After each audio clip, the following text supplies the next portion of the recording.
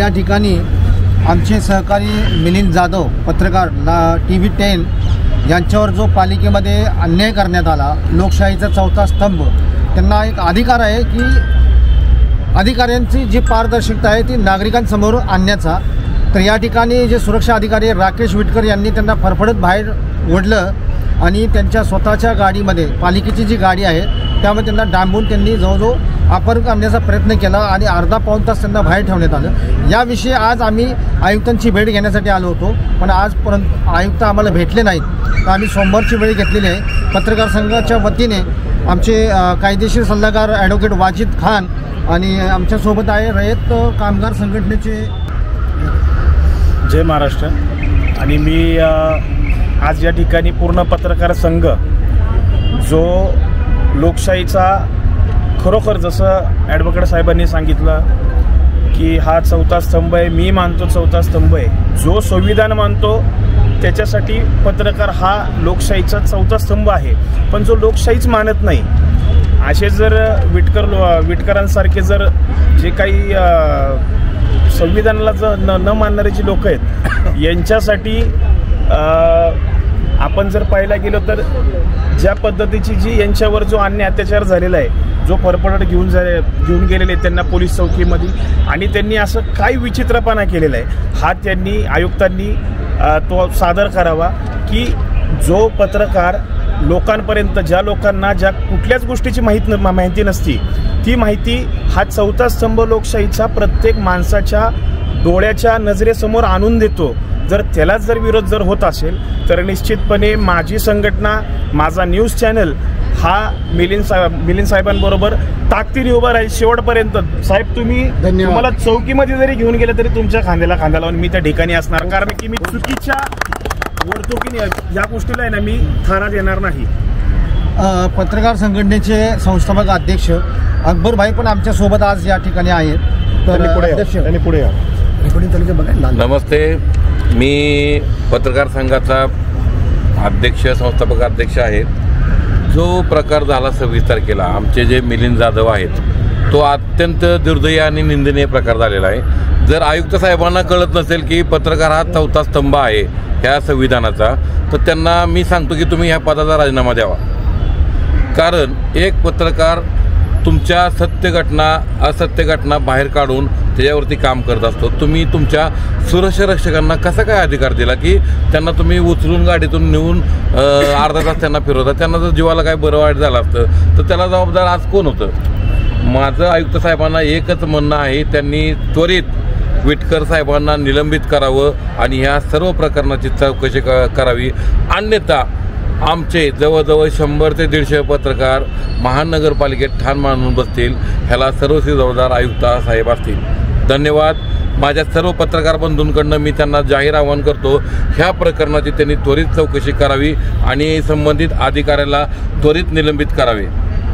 जय महाराष्ट्र, जय शिवाजी महाराज। राकेश विटकरांनी मिलिंद जाधवांना ऑफिसमध्ये बोलवलं, त्यांनी मिलिंद जाधवांना बोलवलं। तिथं मिलिंद जाधवांनी जेव्हा शूटिंग घेतलं तर त्यांच्या ऑफिसमध्ये कुठल्याही प्रकारचा कॅमेरा नव्हता।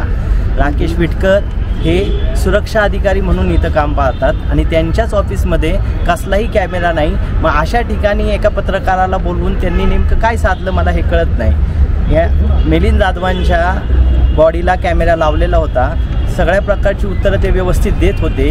ते म्हणत होते की मी बाहेर येतो, तरीसुद्धा त्यांना फरफटण्याचं काही कारण नव्हतं। ते फरफटायला त्यांनी कुठला काही गुन्हा केला नव्हता। ते सराईत गुन्हेगार नाही, सजग आणि सुजाण नागरिक, सुशिक्षित नागरिक असूनसुद्धा त्यांना फरफटण्याचं पहिलं म्हणजे कारण काय? दुसरी गोष्ट, त्यांना कसल्याही प्रकारचे अधिकार नव्हते गाडीत टाकून त्यांना कुठं न्यायचं, कुठं नेलं, त्या गाडीत काय झालं, त्यांना काय पद्धतीने त्यांच्यावर दबाव दिला गेला, हे विटकरांनी जे कृत्य केले ते माणुसकीला काळिंबा फासणारं आहे। पत्रकारांच्या बाबतीत जर हे असं होत असेल तर सामान्य नागरिकाला कशा प्रकारची वागणूक इथं मिळत असेल याचा सगळ्यांनी विचार करावा। आयुक्त साहेबांना आमचा एकच असं म्हणणं आहे, सगळ्या प्रकारचे पत्रकार इथं जमलेले आहेत, वेगवेगळ्या संघटनांचे पत्रकार इथं आलेले आहेत, कारण का लोकशाहीचा चौथा स्तंभ म्हणून पत्रकारितेकडे पाहिलं जातं। तर आमचं एवढं म्हणणं आहे की आयुक्त साहेबांनी विटकरांवर कारवाई करून त्यांचं निलंबन करावं, एवढं आमचं म्हणणं आहे आणि मिलिंद जाधवांना आणि सगळ्या पत्रकारांना न्याय द्यावा। मी पत्रकार सुनील चंद्रकांत शेवरे, साप्ताहिक रॅशनल टाइम्स हे मी साप्ताहिक चालवतो गेल्या 3 वर्षांपासून. आम्ही या ठिकाणी जे निवेदन देण्यासाठी आलेलो आहोत, आम्ही सर्वजण अधिकृत पत्रकार आहोत आणि आमचे कायदेविषयक सल्लागार इथं आलेले आहेत आम्हाला कायदेशीर सल्ला देण्यासाठी. ॲडव्होकेट वाजिद भाई खान, शब्बीर निलगरे, या सर्वांना आपण आमच्या पत्रकार संघाच्या वतीने आम्ही त्यांचे आभार मानतो. आणि सर्वात महत्त्वाची गोष्ट, आमच्या पत्रकार संघाचे सदस्य किंवा जे आमचे ज्येष्ठ मार्गदर्शक आहेत पत्रकार मिलिंद जाधव साहेब, हे कुठल्या वैयक्तिक कामासाठी महापालिकेत आलेले नव्हते. ते भ्रष्टाचाराचे पूर्ण सखोल अभ्यास करून ते बाहेर काढण्यासाठी ते कायम प्रयत्नशील असतात. तुम्हाला माहिती असेल, बस्तरच्या एका जिल्ह्यामध्ये छत्तीसगडच्या मुकेश चंद्रकरची काही महिन्यांपूर्वी हत्या झाली. ती कशामुळे झाली? मोठा भ्रष्टाचार कोट्यावधीचा त्यांनी उघडकीस आणला होता. तसा मोठ्या प्रमाणात भ्रष्टाचार हा उघडकीस आणण्याचं काम मिलिंद जाधव साहेब करतात. त्यांच्यासारख्या ज्येष्ठ मार्गदर्शकांना हे लोक अशी वागणूक देत असतील तर आमच्यासारख्यांना काय करत असतील? हे सर्वसामान्यांना हे या परिसरामध्ये काय वागणूक देत असतील? अशा राकेश विटकरांसारख्या प्रवृत्तींना आपण इथं वेळीच आवरलं पाहिजे. त्यांना मानसिक आरोग्याची गरज आहे असं आम्हाला वाटतंय. त्यांची मेडिकल टेस्ट झाली पाहिजे, त्यांचं मानसिक आरोग्य हे तपासलं पाहिजे. आज रयत महाराष्ट्र संघटना आमच्या मागे उभी आहे आणि वाजिद खान साहेबांसारखी आमच्या संघटनेला आमच्या पाठिंबा देऊन ते आमच्या मागे उभे राहिलेले आहेत. त्या सगळ्यांचे मी आभार मानतो आणि या राकेश विटकरवर कायदेशीर निलंबनाची कारवाई झाल्याशिवाय आम्ही स्वस्थ बसणार नाही. नमस्कार, मी ॲडव्होकेट निलगर. कॉर्पोरेशनमध्ये विटकर साहेबांनी जो काय व्हिडिओ काढण्यावरती बंदी घालण्यात आलेली आहे का त्यांना कुठल्या अधिकाऱ्यांनी हे सांगितलेलं आहे का इथे व्हिडिओ नका चालू, का इथं काही चुकीची कामं चालतात, त्याची पण चौकशी आयुक्त साहेबांनी करावी. आणि तसं नसेल तर तिथं काही चुकीचं चालत असेल तर त्यांना निलंबित करावं आणि त्यांनी जे काही कृत्य केलेलं आहे तसं त्या विटकर साहेबांवरती तसं सगळं काय कायदेशीर जे कॉर्पोरेशनचं असेल किंवा पोलीस खात्याकडून जे होत असेल ती सर्व कारवाई त्यांच्यावरती करावी. आपण आता त्या संदर्भात आपण मिलिंद साहेबांशी थोडीशी चर्चा करू. त्यांनी सांगावं की त्या दिवशीची घटनाक्रम काय झाला. सर, मी घटनाक्रमापेक्षा मला आज तुम्ही सगळे भेटलाय आणि आजच्या हे जे भेट झाली नाही किती महत्त्वाची आहे याच्याबद्दल मी बोलतो. तर मित्रांनो, मी मिलिंद जाधव, TV10.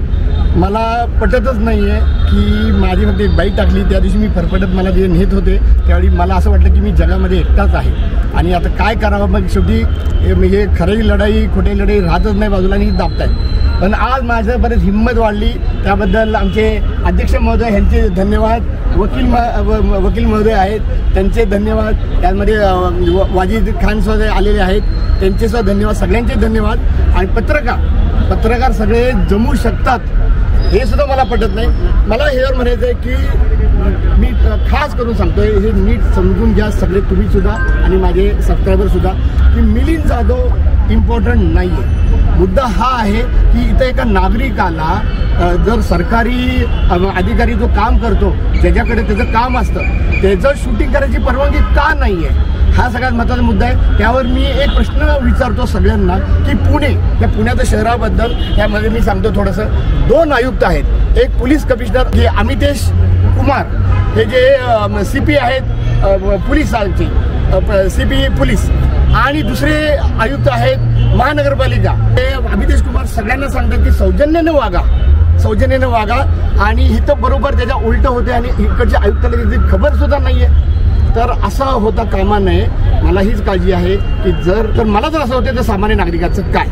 तर आजच्या नंतर मला ताकद वाढली आहे आणि कदाचित याचा पॉझिटिव्ह रिस्पॉन्स मिळेल अशी मी आशा करतो. धन्यवाद. बेकायदेशीररित्या मिलिंद जाधव, पत्रकार मिलिंद जाधव यांना धक्काबुक्की करणाऱ्या राकेश विटकरांचा, अरे राकेश विटकरांचं करायचं काय? लोकशाहीचा गळा घोटणाऱ्या राकेश विटकरचं करायचं काय? पत्रकार सुरक्षा कायद्याअंतर्गत त्यांच्यावर कारवाई व्हायलाच पाहिजे. मित्रांनो, आमचा हा व्हिडिओ शेवटपर्यंत बघितल्याबद्दल धन्यवाद. तुम्हाला हा व्हिडिओ कसा वाटला हे खाली कमेंट बॉक्समध्ये आम्हाला नक्की कळवा. धन्यवाद. If you like the video, do like, comment, share and subscribe.